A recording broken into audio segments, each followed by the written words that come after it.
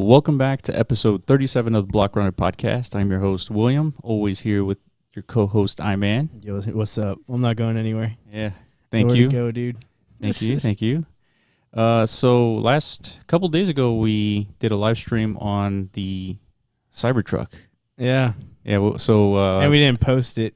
You know, we did it live, and we're not going to post it. So if you missed it, then not for the audio. So if you want to watch our live reactions on the Cybertruck, oh yeah, it's on YouTube, right? yeah, go to YouTube and you'll find the live reactions of Watch the VOD. Elon's truck.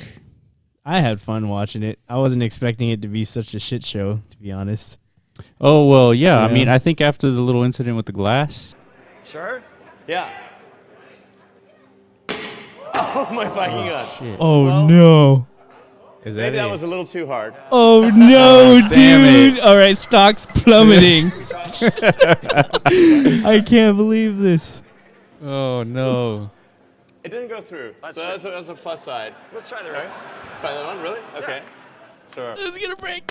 Oh, man. God damn it. Okay, this is a joke. This is a prank. No. We're being fucking pranked, dude. 100%. No way, dude. Yeah. There's There's like a bunch of conspiracy theories now that that was like intentional just to get everyone talking, but there's no way. I think that was like no, definitely not. that was genuine fail. Yeah, it was. Which is a little bit more authentic. I mean, you want to see some failure. Not really. I mean, especially not in a product reveal, no, but Like it shows that they're not like, perfect at everything. Well, that's true. I mean, like imagine, damn. You know what? Like I remember one of the craziest things I ever watched was whenever SpaceX did those dual booster rockets. Oh, things. landing? Yeah, I forgot what happened, but yeah, they fucking came back down and they landed perfectly on. Yeah. That shit was crazy. Hell Could you yeah. imagine if that shit failed? I know, and there's been plenty that failed. It's true. Like rockets are blown up all the time, and Yeah. SpaceX is doing fine. But I'm just saying that shit was crazy. Well, at one point they were almost going to go bankrupt, but on the fourth try, the rocket didn't blow up. So, and there you go. they're still here. So what do you think? You think Elon's going to transition into the military sector at some point? Well, I think he kind of has to a certain extent. Not with Tesla though. Well, not with Tesla, but with SpaceX, rockets. yeah. But with this shit, like you could legit create like a military branch. Yeah, for sure. Not necessarily, maybe not this vehicle, but you know, it's bulletproof. It's fucking electric. I don't think there's such thing as electric. Military. I've seen some renders of like police vehicles. I mean, they look pretty cool. I mean, this would be very intimidating. And it'll be one of the faster cars on the street anyway. So yeah, dude, it would smoke like everything out there. The only problem is it's armored. The battery. Like it'll take at least a couple of hours to charge the whole thing.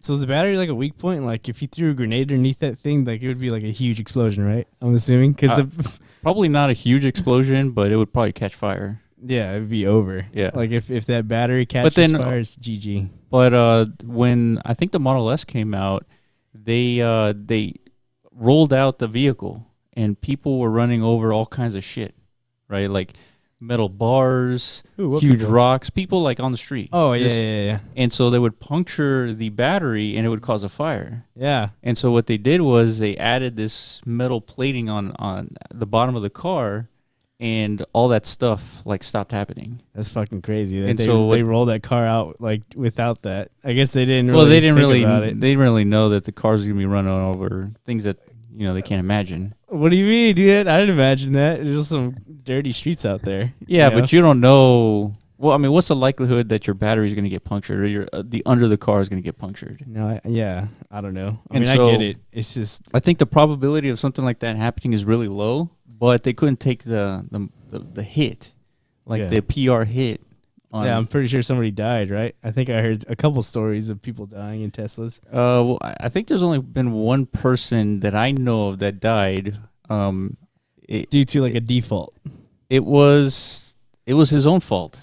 Oh, okay. Yeah, what did he do? And he was using automated driving, like on the highway, and the car didn't detect a semi truck that was halfway onto the highway because it was like turning. Like it was still sticking out, like the back end was still sticking out, and the car just ran right through, and it basically decapitated the top of the car. And the driver. Potentially, yeah. I don't. This was like a couple of years ago, like No, I 3 remember years hearing ago. some stories, and yeah, when they came out, everyone's like, "It's over." It's Yeah. like, failed experiment. But come on, And Elon says like, well, there's been 1 billion miles and like 1 death, so Yeah. I think we're doing pretty good. they are, So I'm not hating on them or anything. I'm just saying these are the Yeah, these the stats. road bumps along the journey, I guess. But Yeah, I don't know. I got like a little Tony Stark vibe. For His sure. name? Tony Stark? yeah. Yeah, fucking Iron Man Iron guy? Man, yeah.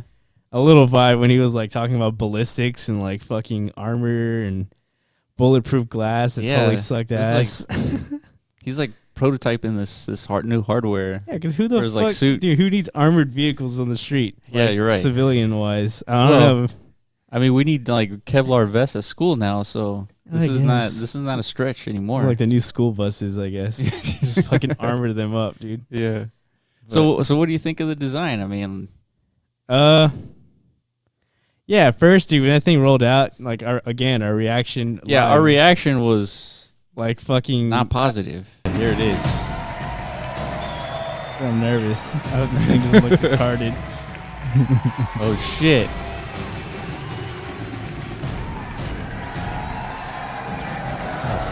What the hell? He's lying, dude. I don't know, dude. I don't think so. I don't think so. Bro, that looks like something straight out of like. He's gotta be trolling, man. I don't know. The crowd seems to love it. There's no way that's it. Yeah, because it looked. You thought it was a total joke, and I was with you on that. Like, this I can't be really, real. I really thought this was like, well, this is the concept vehicle that we started with, and then here's the truck that we ended with. Yeah. I mean, but then you think of the other scenario. What if he came out with like that? Remember that concept art that somebody came up? It looked like a cookie cutter, Yeah, like a regular truck, like a truck, like a really advanced future truck, I guess. Yeah, would people be pleased with that? I don't know. Well, I heard an argument where Tesla is entering into $1 billion market, and people people that buy Fords every 5 years, they're always buy the next Ford. It's true. Yeah, I know some people like that. And so, if you introduce a new vehicle, if you're the new entrant into this market, and you introduce a vehicle that looks like a Ford, those guys that buy Fords are going to continue buying Fords. Yeah. So you need to make, this argument basically said that he needed to make a huge splash in order for people to actually pay attention to what he's doing. And so, I mean, this In a way, solves that. Well, yeah, I don't think like these are gonna sell like crazy in the middle America crowd. Well, You know okay. what I mean? Let's say, what's the number that, like, how many of these do you think he's gonna sell? Like, just give me a number, just ballpark. Well, right now they're like everyone's creaming over his 200,000 yeah, pre-ordered, but the $100 to get on that list is like True. no commitment required. yeah. I could do it right now, like, oh, I'm gonna get one of these in 2 years, Yeah. but for $100, I could claim that, but it's not true, So yeah. I don't know. I'm not a fucking car. But even at $1,000, $1,000 off over a $50,000 vehicle, it's still about the same of $100 commitment. No way, dude. It's a huge gap. Big difference. $1,000, I would not want to lose. $100, I won't lose sleep over that. Lost $1,000. Well, I'd be pretty pissed. It's refundable. That's the point. It shouldn't be refundable. If you're staking like Yeah. I want this car, like put me on the list, Elon. It should be like $1,000 non-refundable. I agree. I think Yeah. so. I think it should have been that way. But 200,000 orders, that's 14% of the market. So in 2018, they sold 1.4 million trucks, Pickup trucks. pickup trucks. Okay. And so 200,000 slice, that's about 14% of that. So if we assume that there's going to be another 1.4 million sold in 2022 or whatever, I mean, that's 14%. That's not a bad slice. Yeah, I think he's carving a new niche into the market. It's like these are going to sell to like the guys working in the city, the tech guys who maybe they're going to have a truck now, instead of an SUV. That way, like on some weekends, they'll go out and camping and shit. Yeah. But it'll still be like a city vehicle. But Yeah. this is not like something I could see like rolling up on construction jobs and stuff like that. I don't see that. know. I don't see that. I mean, it's capable for that, right? for one, it's impractical because of the slant, like in the bed. You can't even like put everything on over the side of the bed. You have to go to the very back, which is kind of like True. inconvenient. When I load up a bed on my truck, I always just throw it over the side. I never like. Yeah. And this kind of like Always go from the back. Yeah, this makes it a little more impractical. But I mean, like I said, I think he's going to create a new little market sector that. That's a good point. Like I tech dudes. didn't really think about that. Yeah, man. I mean, when I load up vehicles, I don't necessarily always go from the side either. So it just depends. I mean, it's a small inconvenience. Just a few more steps. You go to the back. I mean, I like the bed cover. The little ramp. Yeah, and apparently there's like compartments like underneath the bed. Yeah, I didn't know about. You know, like you could lift up. Oh, like that's right. You put like grocery bags or put other something bags in there. Something in there. Yeah, which is cool. Yeah. He calls it a vault, which is nice. He's kind of like redesigning the bed, so it's not terrible. You know, I think they're gonna sell. I like the little garage door thing that he's got going on here. That thing? Yeah. Is that glass? So no, it's not glass. Okay. So what this is, the option to put solar panels will be there. Yeah. So and I think he tweeted out that you'll be able to get like 15 to 30 miles of range added by the solar panels on the car. Mm. And so if you park your car outside, I mean, that's 15 to 30 miles added. Mm-hmm. I guess that's cool. I don't know. I mean, imagine, use this vehicle for like camping and you need to charge your phone for whatever reason. I mean, you have pretty much infinite charging with this vehicle. I mean, 15 miles, that's a lot of charge. Yeah. See, that's the thing. I think only Tesla could pull this off for sure. Yeah.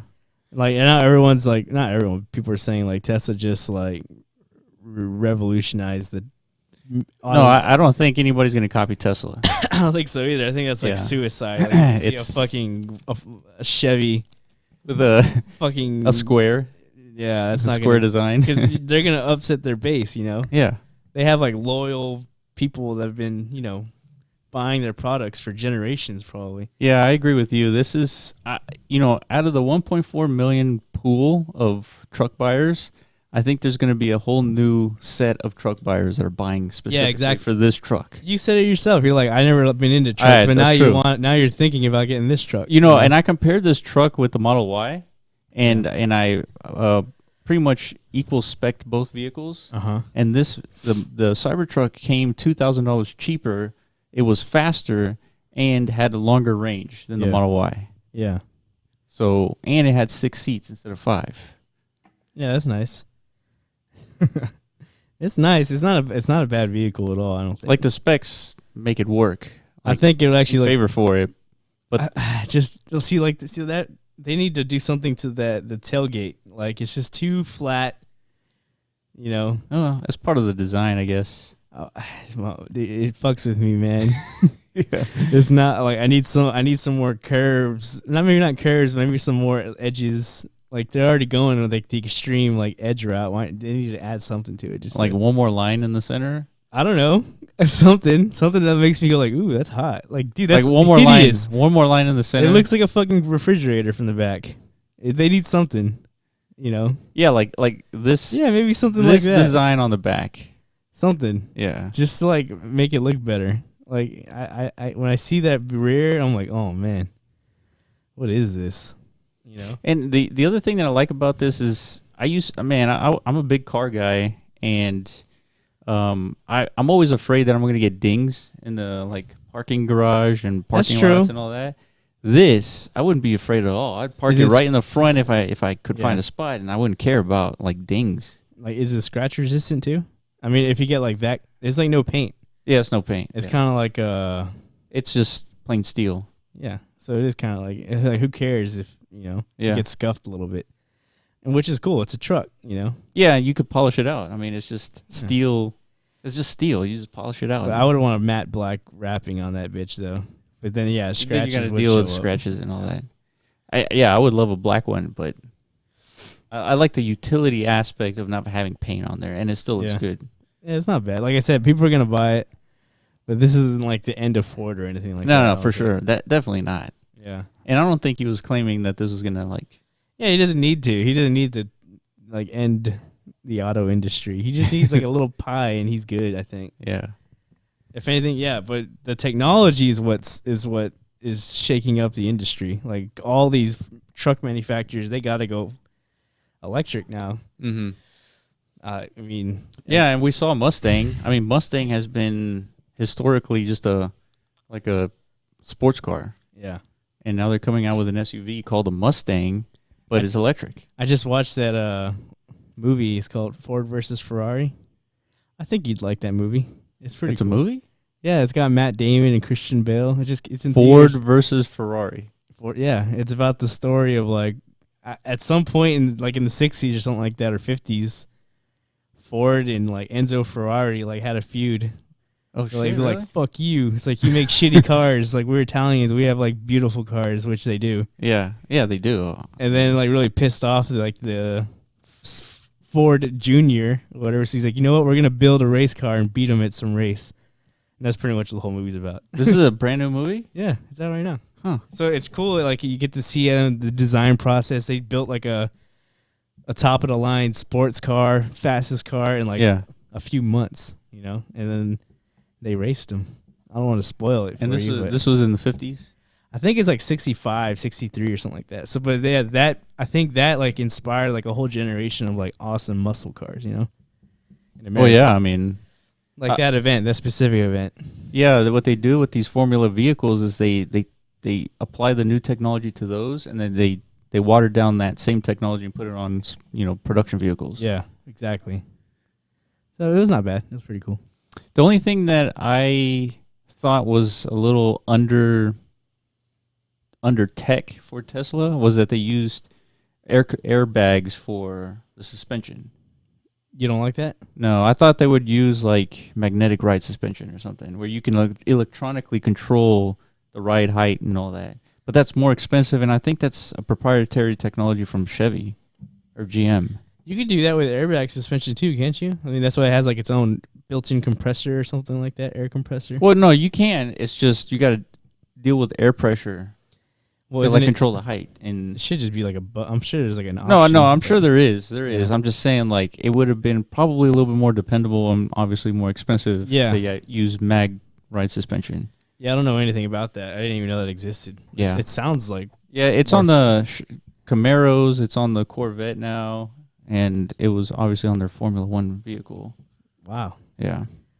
See, it dampens the ride, so it gives you a smoother ride at 200 changes per second. So like it detects like 200 changes per second, and it adjusts in real time like the feel of the ride. It's pretty cool. Badass. So yeah, I mean, I hope. So, you know, I think our reaction was pretty authentic when we saw this. It was like, holy shit, no way. Yeah, like this has got to be a joke. I mean, look at it right there. That picture, like, it looks cool. Yeah, it does. But yeah, and it's okay because it starts out at $40K. You know. Yeah. That's the big thing. If this thing was like $80,000, fuck that. No thanks. Well, yeah. I mean, it'd be too expensive. But it'd be crazy. Well, even then, like we're gonna see a lot of these. I mean, $40,000. That's not the most expensive vehicle on average on the street. So, but that's starting out, and realistically, like it's gonna be 60, 65 grand if you want like a decent one, you know. Yeah, and so if you get the single motor one, 40 grand, you're probably gonna get the self-driving mode. Exactly. Yeah. $7,000. So that's 47 right there. Yeah, and then you tack on like features, tax, title, and licensing, and then like optional features, attachments, and all that stuff. I don't know. Yeah. You're looking at another 4 or 5 grand, so yeah. But yeah, it's pretty expensive. Yeah, it is. I'll probably never get one, but whatever. Yeah, but yeah, that was it. And so while this was happening, we were having a little dip in BTC here, and it went all the way to like $6,500, like last night. You think that Tesla reveal caused this jump? No, hell no. No. I don't know what caused this, actually. I think it was just... I mean, speculation is it has, again, like what caused that ridiculous run-up was China. And I think recently China's all of a sudden saying the same old shit. Like, no, they want to ban certain things and stuff. I don't know. Well, I don't know. They can keep saying that they're gonna ban shit, but not that stuff's not gonna happen. I mean, that's old news, man. But China creates like most of the FUD in this market. Well, that means they're accumulating BTC then. Oh, they are 100%, and they also control like the majority of the mining pool. So That's China true. has like a big incentive to like really get into this market. Yeah. Yeah, when I first heard the president, what's his name, Xi Jinping or some Yeah. shit, like he's like, we really need to be deeply invested in the blockchain. I was like, damn, Yeah, that's some bullish shit right there. And yeah, and the That's market just- agreed with me, Yeah. Yeah, that's a spike right here. but it didn't sustain. So I don't know I don't know what's going on with this market, man. It was just pretty fucking. I think it's Well- just gonna trade sideways for like another year or so. That's what I'm thinking. Yeah, no, I totally agree with that. I don't think we're gonna see a whole lot of price change for the halvening.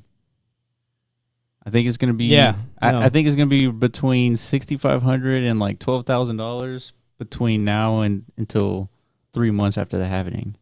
Yeah, I saw a video of another guy, like he the same nonlinear regression curve, but he had like a green section of it, like where it's like a perfect buy zone, which pretty much is what it's in right now. Mm-hmm. Yeah. And then there's like the the phase of this market where it's like in a bubble phase. So right now we're not in a bubble phase at all.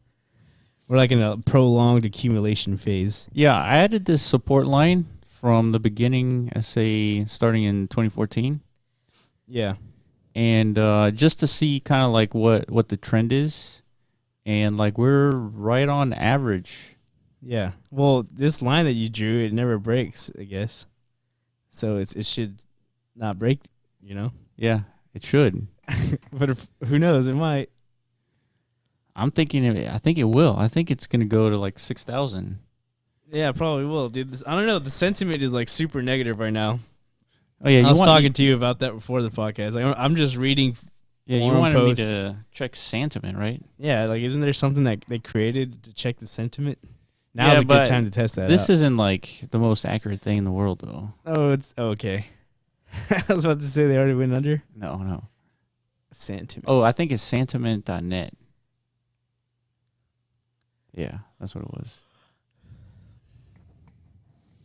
So this site, we talked about it before. It just gives you like an overall kind of feeling of like the crypto markets, and it gives you like some keywords that tend to pop up. And It's pretty much what you could do on your own. Like if you just go through all the major YouTubers and like watch their videos, what are they all predicting? And then you just go up and down Reddit posts. You go to 4chan. You go everywhere. yeah, Bitcoin talk.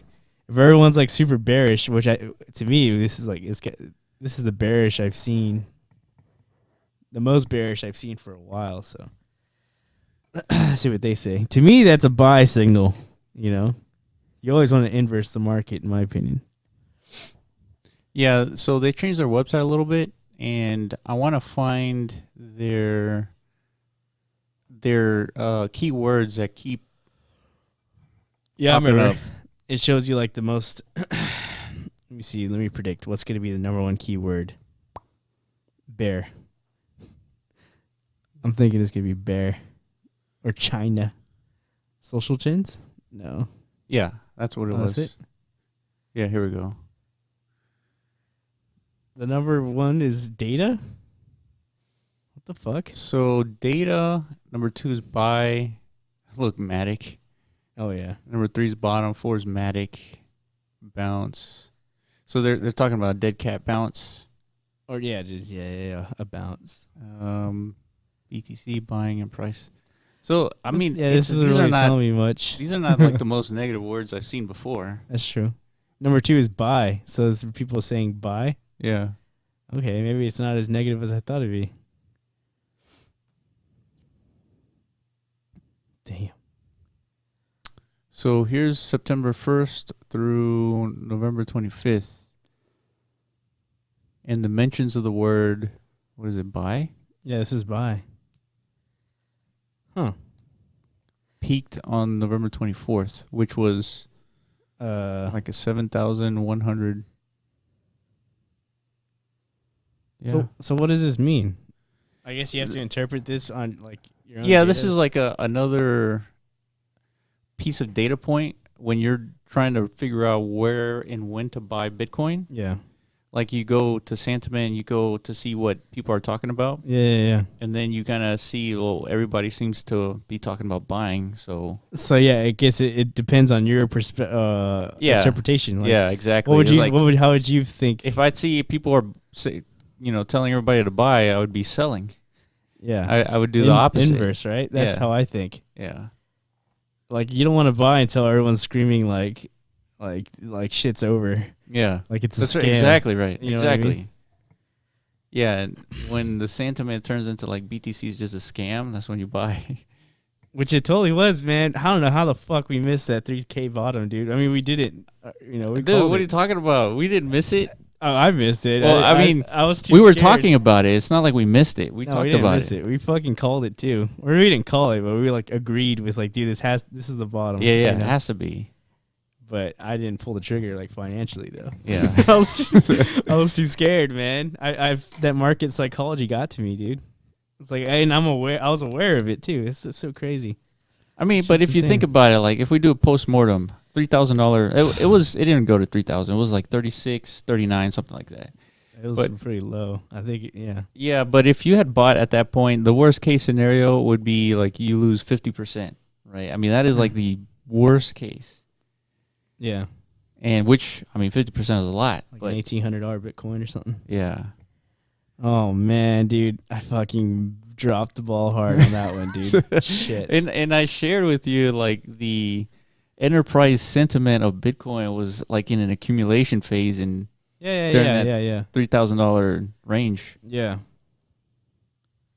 I mean, we're Yeah, still like in let's a... go back here in the There it is. This time right here. This is like when we started the podcast, like around March. yeah. So Where's I March? can Dude, it's fucking right there. It was so low back then. I'm looking for here it is, date and price range. So December, I think December was at its lowest. This was at $3,100. Mm. And then January came. And so we started the podcast. In March. Like right around Actually, there. we started recording like in February. Really? But we didn't really. post it in March. Yeah. So let's just give this a range here.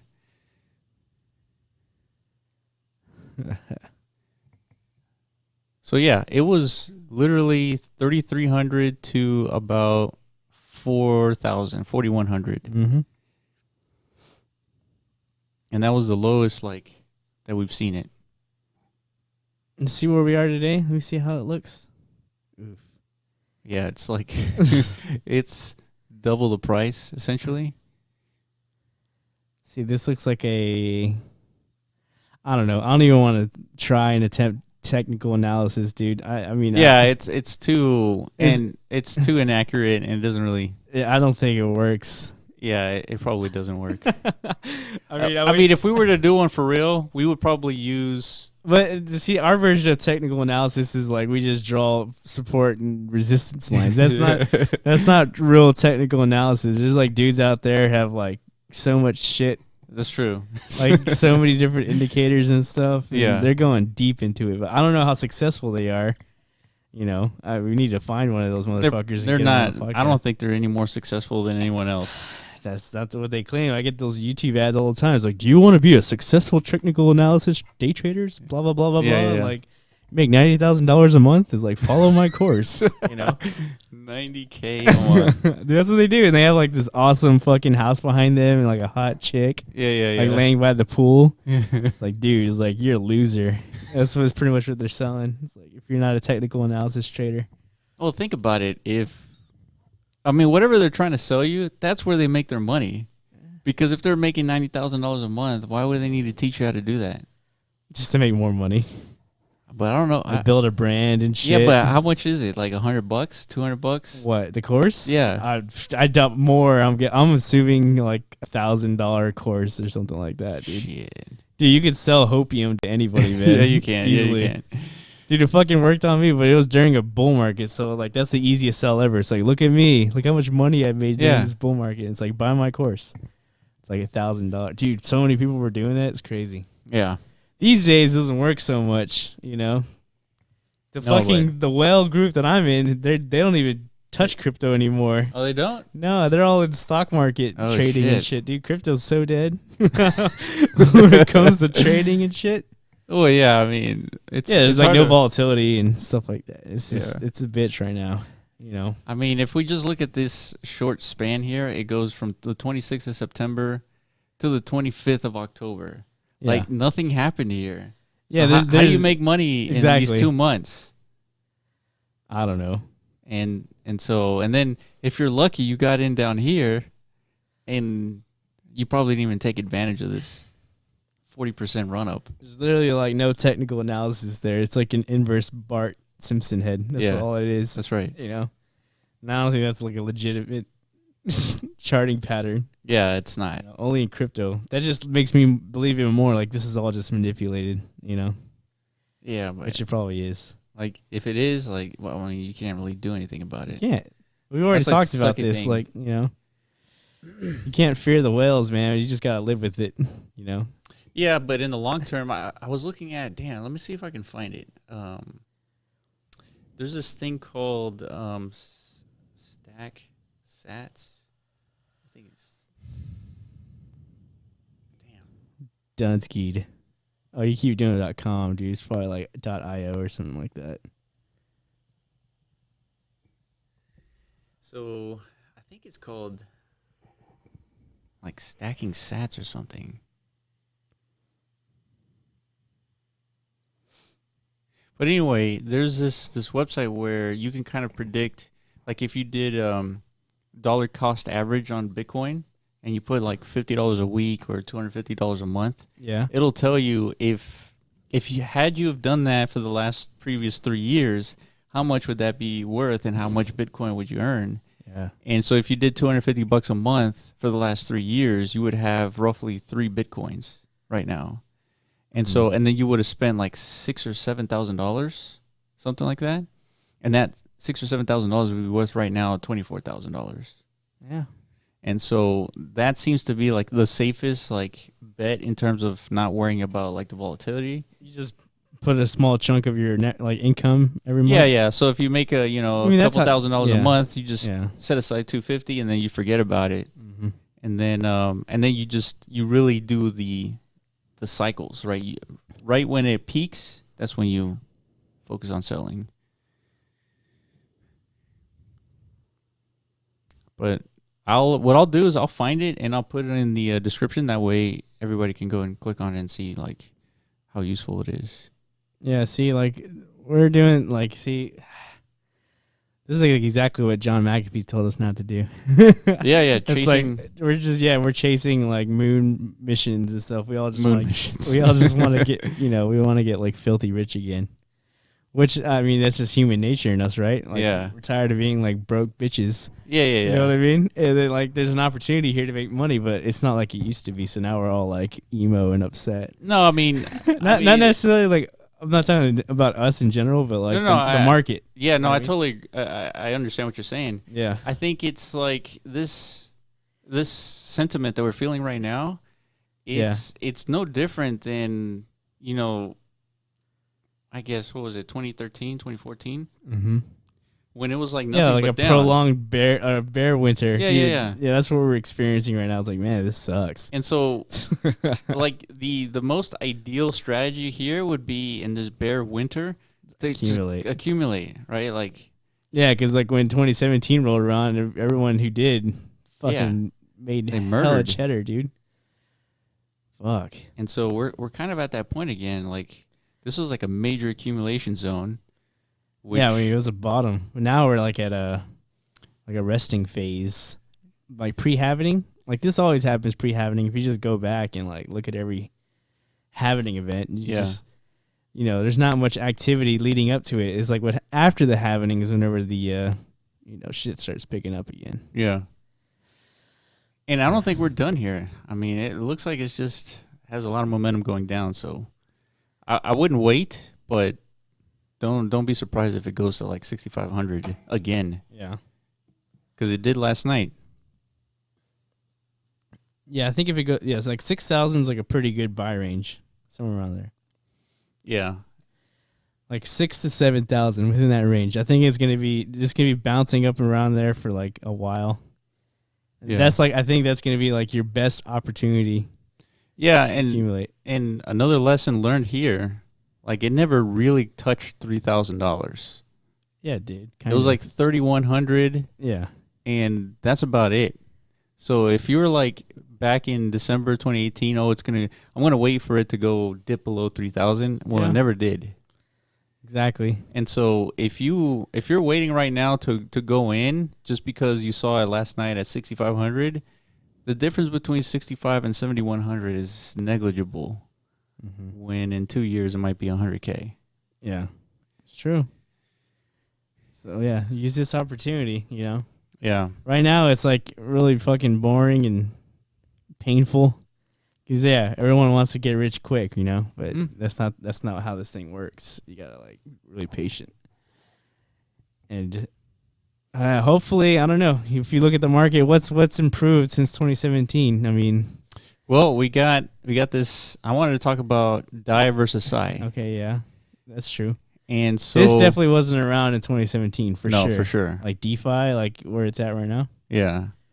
So November 18th, 2019, there was an update to their protocol where they have now Sai, a single collateral DAI, versus the new DAI, which is a multi-collateral DAI.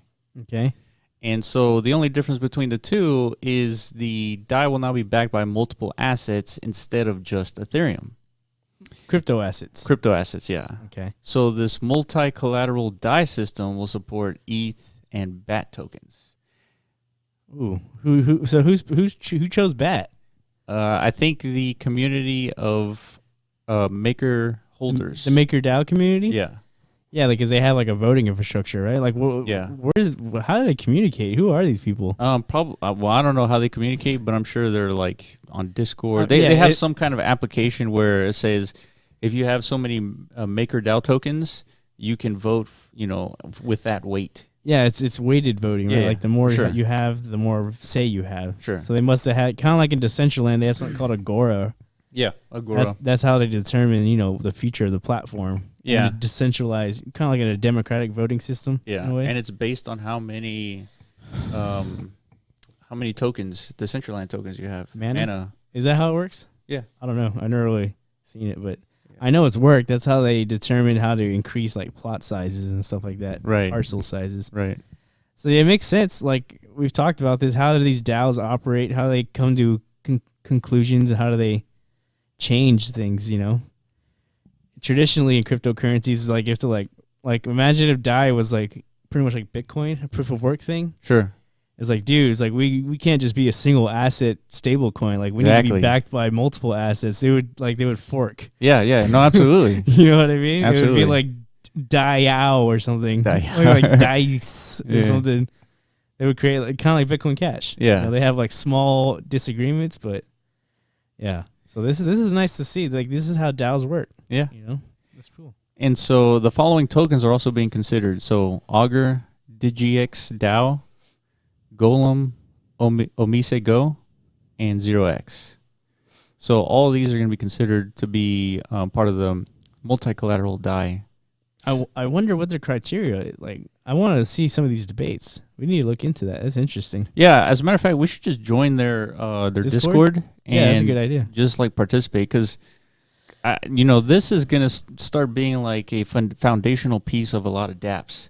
Because a lot of dApps today, they have coins. Yeah. And a lot of dApps are really wallets. Yeah. And all the wallets are going to start implementing this protocol where you can earn crypto on your currency. Yeah.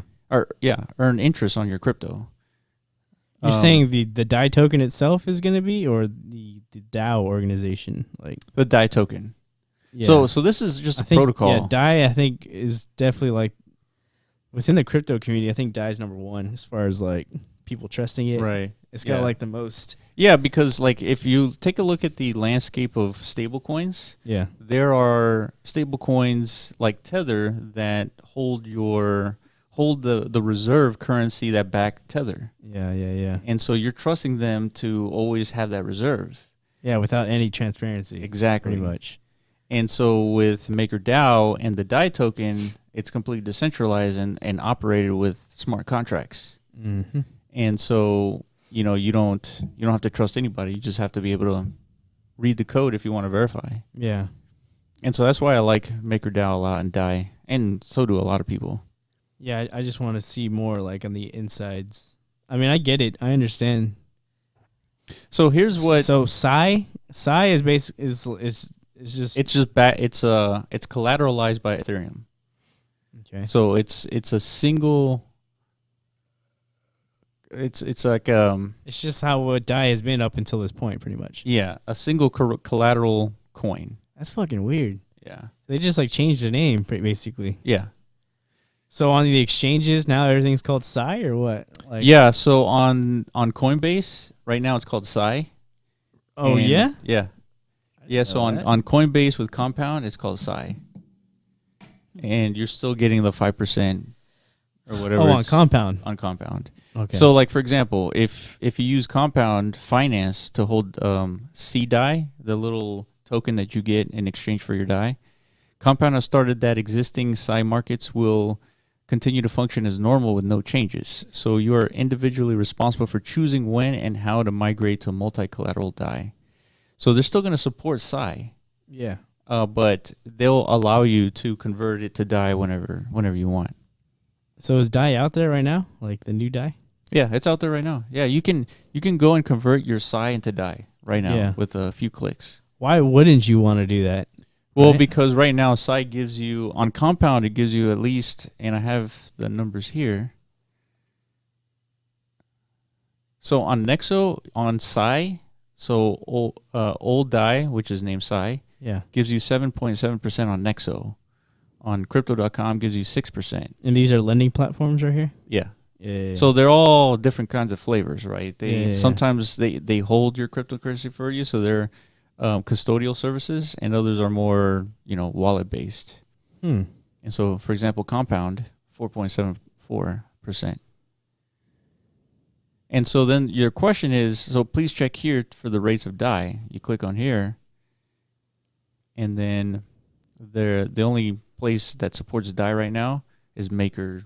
The guy's pushing it out. Yeah. So much. Right now it's set at 2%. So your question is, like, why would you switch from Sai to DAI? Well, you would think DAI is the better token because it's collateralized by multiple assets, right? So it's less volatile, I guess. Exactly. That's why you would do it. But it's less risky for you to hold your DAI hold DAI instead of Sai, because you're at the mercy of the volatility of Ethereum. Yeah, but it's better right now to have Sai because you're going to make more of a return. Yeah.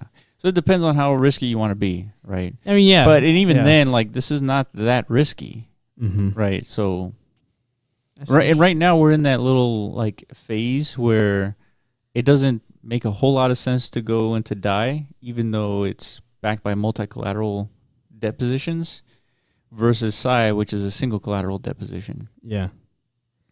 Interesting. Yeah, and this doesn't really say a whole lot. But yeah, see, a big thing I fucked up on in the 2017 run is I was afraid of Tether.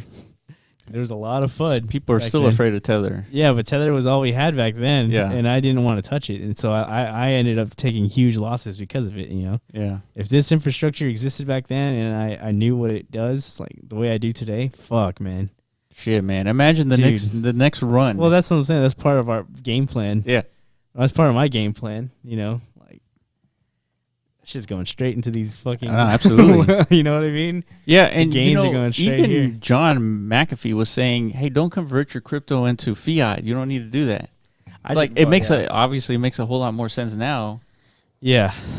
Right, back in the pre-Tether days, you didn't have another option.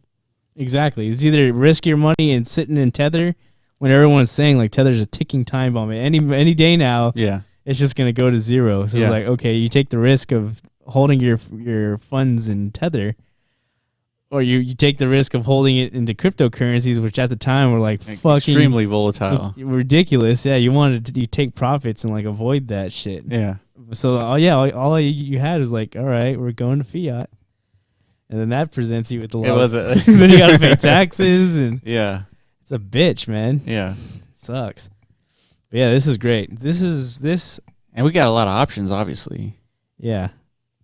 So this is like a godsend for the trader, I guess you would say. Yeah. You know, the real hodler, those motherfuckers that bought Bitcoin a long time ago, they're still hodling, I guess. Yeah, but and for the next run, I mean, you got to select a target exit, right? You can't. It's like the range has to be like from 100 to 110, and you exit. And even if it goes to 200, you're not too worried because. What, 200,000? Yeah. No, I'm holding on until it hits 200K, dude. Oh shit! I remember what the euphoria looked like, so I'm just gonna pay. As soon as I see like Cardi B with nails and shit with like cryptocurrencies on them.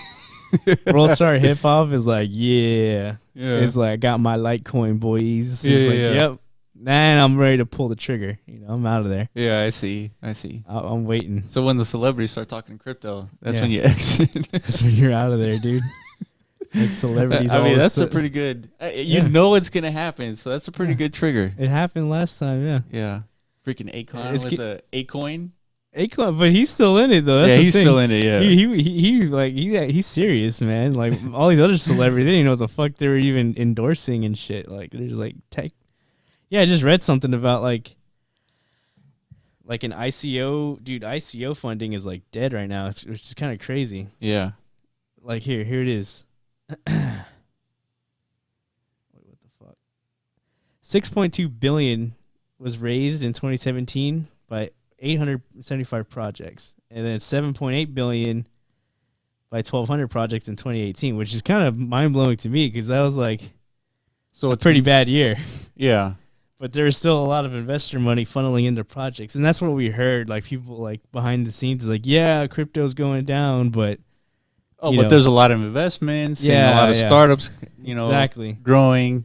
Yeah, behind the scenes. Yeah. Like, we're all getting rich over here. Yeah. You retail investors aren't, but like us startup companies, we're getting we're still getting funded. Loaded. Yeah. But this year in 2019, as of today, only 366 million has been raised by 100 projects. Wow. That's a huge drop off, dude. That is. That's like all of a sudden nobody gives a fuck about these new projects. Those investors, those are the ones that really, think that crypto is going to be like something huge. Yeah. The other ones were like, I don't know, shooting. Well, because 2017, that was like all the buzz. They even made a fucking, what's that show called? A Silicon Valley episode about it. Oh yeah, they did. So everyone was trying to get their, name in the hat. Yeah. Yeah. They were throwing darts at these projects, Yeah, Pied Piper even did a coin. Exactly.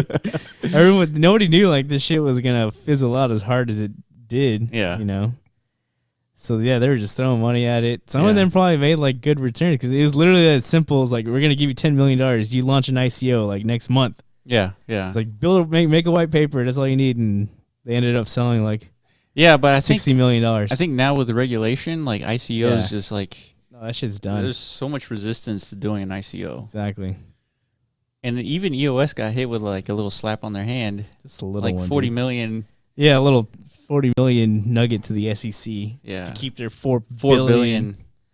Good Lord. Which we're still waiting for their stupid voice thing, man. Come on. I'm waiting for anything, really. The latest I've heard, like now they're getting involved with the network itself. Like they're going to start voting with their 10% stake. Oh, really? Okay, good. Finally. Yeah, they have to because like it's turning into like a straight Chinese show over there. It's like they're like, we need to step in here, boys. Like we got 10% of the tokens. Like we need to do something. Shit. So I don't know. EOS. And then we got Tezos out here. I don't know. Yeah. People are talking about Tezos like it's a new hotness, but really it's the same shit. It's the same thing as EOS. It's just another DPoS platform as far as I know. Right. I think there's one more thing in here that I want to talk about. It says, who pays for the DAI Savings Rate? right? What? Who pays for the DAI? Oh, so the 2% that we were talking about for DAI is called a DAI Savings Rate, a DSR. Uh-huh. And so the question is, well, who pays for that 2%, right? Because right now, the stability fee for the Sai token, the thing that pays you the 5%, the stability fee is what pays for that 5%. And of course, the interest on the loans, right? Yeah, yeah. And so in this case, functionally, a design goal of DAI savings rate is to ensure the excess DAI is not printed out of thin air. Okay, so creating DAI doesn't mean you're creating money out of thin air. That's what they're saying here. So in other words, make certain that DAI minted for the DAI savings rate remains adequately backed by collateral. So the implication here is that the DAI savings rate is a cost burden on some ecosystem actor. So maker governance should take into consideration who ultimately carries the burden and absorbs the cost. So the maker holders bear the ultimate cost of the DSR, of the DAI savings rate. So anyone who owns maker tokens, I think the fluctuations in maker is what pays for the interest in the DAI savings rate, instead of the stability fee for maintaining the Sai token. So conceptually, the stability fee should be comprised of two components: a collateral specific risk premium that is a value transfer from a collateralized debt position owners to maker holders, and two, a DAI savings rate adjustment that is a value transfer from collateralized debt position owners to DAI holders. So essentially, a CDP owner compensates the two distinct ecosystems: maker holders for risk collateral and DAI holders for the risk of DAI instability. So in other words, DAI, if you're holding DAI, you are helping stabilize the DAI savings rate, and when you're holding maker, you are helping stabilize the Sai interest rate, as well as the DAI holders. So it gets a little bit complicated, but the MakerDAO organization, they're mitigating some of that risk. They are spreading that risk around to make it a little bit more stable. That's what they're trying to do. The DAI token. The DAI token, yeah. And so as a retail investor, or even enterprises who are dabbling in crypto, you are more safer with DAI than you are with Sai, because there's a lot less volatility in terms of the collateral involved, right? Because in DAI you have a multi-collateral, and in Sai you have a single collateral. Yeah, I mean that's like a no-brainer. You would want something that's if you're trusting an institution, you want them to put it in DAI just because it's just less risky. But it depends on your risk, So why did they create a whole separate token? Why didn't they just add these features to the existing token? That's a good question. I don't know. Yeah, why didn't they just be like, oh, all of a sudden, now we got multiple collaterals. Yeah, we're still DAI though. Maybe there was something technical here. I don't know. So this is the MakerDAO blog that I was reading from. Yeah, and so they didn't really explain why they did it. They all they did was explain what it is and how it works, and that's it. Interesting. Yeah, we got to dive deeper into this for sure. Yeah, and one of the things that we were talking about discussing, like for the YouTube channel, is creating like highly polished explainer videos, maybe. Yeah. And I think one of the explainer videos could be like a segment on, I think not sentiment, maybe talking about like what these are individually and explaining like what their proposition is.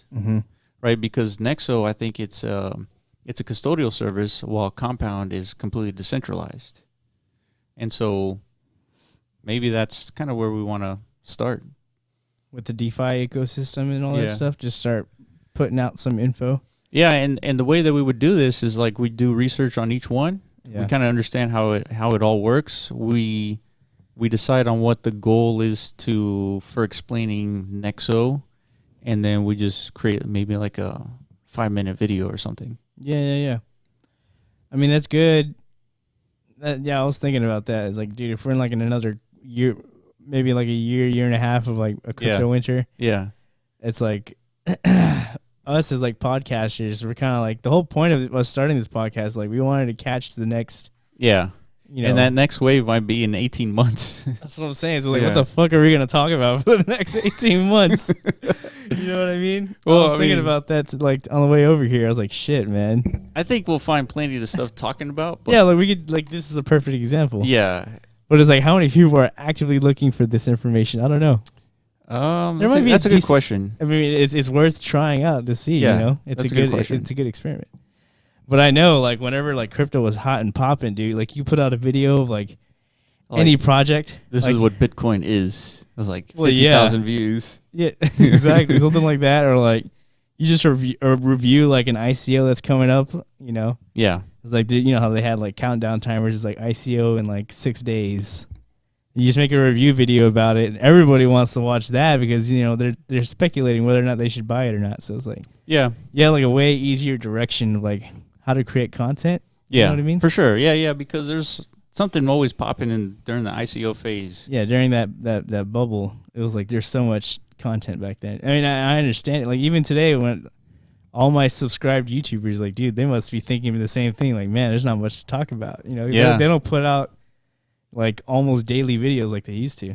For sure. It's like maybe like once a month. You know what I'm saying? Yeah. So, I don't know. No, I totally get it. And I think we have to find something that's sustainable, maybe like making 5-minute videos versus like... Yeah. And that's just something in kind of in addition to what we do, because we still want to do the podcast like every week, right?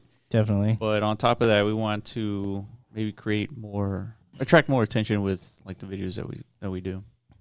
Yeah, man. Can you handle all that work though, dude? That's a lot of work. Well, I think the only help I would need is just probably collecting like research information for each one on how it works, and then we can. So how would we do it? Just like how we're doing it right now? We'll just like. Yeah, it's kind of like what we do right now, but it's sort of like a research on here's what Nexo is. Here's the point of Nexo. Yeah.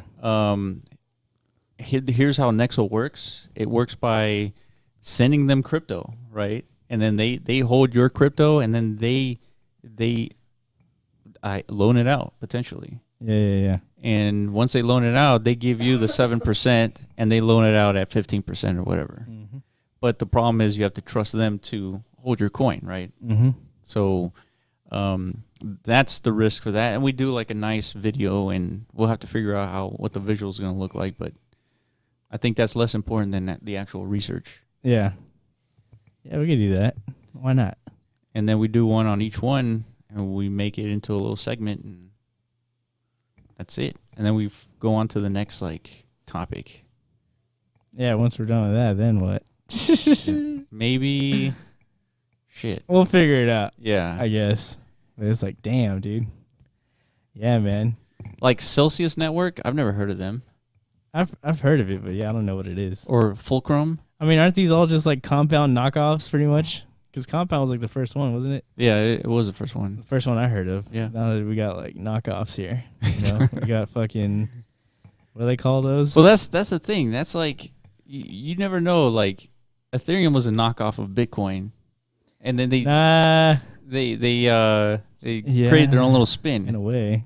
I mean, everything's a knockoff of Bitcoin, right? Yeah, I guess. But it was definitely like. But then everything's being thing. built on Ethereum, dude. I know. Like everything. Yeah. Everything like interesting and important, all on Ethereum. As far as we know. Well, as far as we know, for sure. Like that's another thing. We could check out like other. Shit, we need to like learn like Mandarin or something so we can see what the Chinese are doing. Yeah. Yeah, man. What the fuck are the Chinese doing, dude? Like, what the fuck? Like, I remember in Decentraland, like, that was my big thing. Like, dude, they own like a big giant chunk of land and like districts and stuff. Zero output. Yeah, they didn't participate in any of the events. Yeah. Or any of the discussions and stuff. I was like, damn, dude. Yeah, the Chinese Discord section in Decentraland, there's nothing there. It's like one post a month. Yeah. So yeah. Yeah, so that's all we have to talk about today. I mean, I really wanted to get into detail into this DeFi stuff. But clearly, there's a lot more than meets the eye with all this stuff. See, the problem with this is all nice and cool and stuff. It's like there's nothing to really speculate on. You know what I mean? Yeah, you're right. I mean, the big deviation between these platforms is literally like the percentage, the interest rate. Yeah. It's like, this is like boomer shit. Yeah. You know? This is like boomer finance. It's like, where do you store your wealth, boys? But let's get some perspective. You can get 5% on fiat currency and potentially in a CD. Yeah, something like that. Yeah. I don't know. And then you'd have to stake your fiat, using the crypto terms, into a CD for 5 years to get potentially 5%. And so, I mean, you're getting 5% on compound. No, yeah, I get it. You know, I get it. Like this, the big driving point for this is like, it's a safe alternative. I don't even know if it's safe, but it's an alternative. It is an alternative, but it's more like, hey, that banking thing that you're used to, that CD, it can be done in crypto, and you get to control the assets. Yeah. Which is like, that's the cool thing about this. It's not the fact that you're getting 5%. Yeah. Because it's not really anything that new. I mean, the new part, a couple months ago, we were getting 15%. Now, that's crazy. So that's not the new part. The new part is that you get to keep your funds, control them, you can access them at any time, and you get 5%. Yeah. And not only that, they're using this as a protocol for other wallets, other dApps to say, hey, when you store your cryptocurrency here, you also get 3% or whatever. Yeah, that's nice. Like even the Coinbase wallet, Tezos is on there. Obviously, they're connected to Compound, so you can store your DAI there. I mean, this is going to be like foundational to all the wallets that exist now. Yeah. Yeah, this is definitely going to be, integrated in a lot of places for sure. Because it's just little extra nuggets, and it's a safety net, which that didn't exist before, which is good. And plus, it would be good to know whether these are all like custodial services, and what's custodial and what's not. Like Compound, we know that you get to control the funds, but Nexo, I think Nexo is custodial, which that's probably why they have a higher percentage. Exactly. Yeah, a little riskier. Yeah, I guess. Yeah, we'll do that. So yeah, we'll game plan on that and hopefully come up with more like stylized videos. And something we haven't done yet for sure. No, we haven't done that. We could do one about Decentraland. Oh yeah, exactly.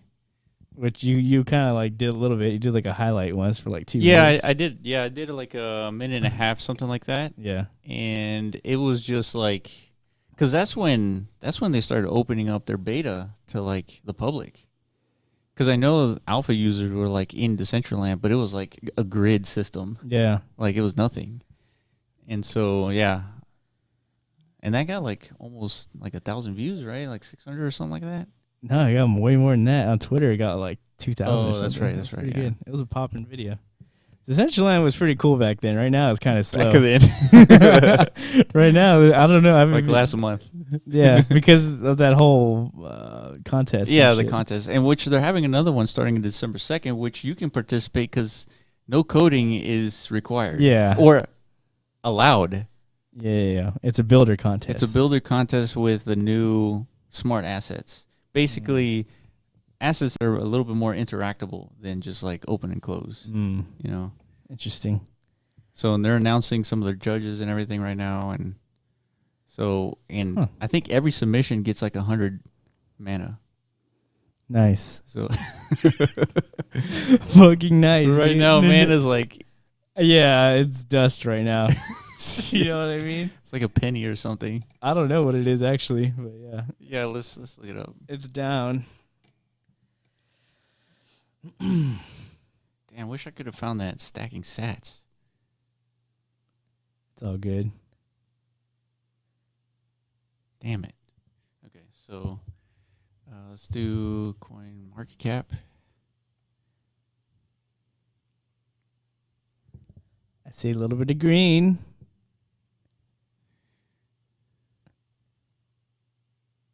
Yeah. 0.021 cents. It's 2 cents, Yeah. right? 2 cents, yeah. Nice. See, when I got into this whole ecosystem, it was like 6 cents or something. So I'm hurting pretty bad in the Decentraland world as far as my investments go. But Yeah. it's okay. Hopefully, I didn't really. Well, I mean, you didn't get in when it was 28 cents, so. Yeah, but I didn't get in thinking about the price of mana either. I just wanted land. You know, because the project excited me so much. This concept was mind blowing to me. Yeah. We're just waiting for the deliverance, I guess. Yeah, so. It's gonna take some time, just like everything, you know. Yeah, that's like the frustrating part. I guess we're I so know, used to dude. like Fucking- instant gratification. Yeah, And now we gotta wait. it's all good though. Yeah. So we'll see if we're gonna participate in the Decentraland thing. But yeah, so make sure you follow us on at the Block Runner on Twitter, and make sure you see that Tesla video that we posted. That was our first live event, so We'll do more of those. It was more of a test, and it was pretty successful. Yeah, I liked it. I had fun. You know, but as well, the event was like hilarious. That's why it was so fun. It feels like a boring event. Yeah, for sure. Boring. So yeah, but hopefully we'll have more shit to live stream in the future. Maybe cool, crypto related stuff too. Like, what could we live stream on crypto? Like, there's really nothing. Maybe a lot of the decentralized games we could live stream those. Oh yeah, maybe play Decentraland live. Okay, yeah, we could try. Yeah, play that live. Play. Not a bad idea. Get into the other games. Do that live. Yeah, we'll try. Cool, man. All right, we'll see you next week. All right, we're out. Peace.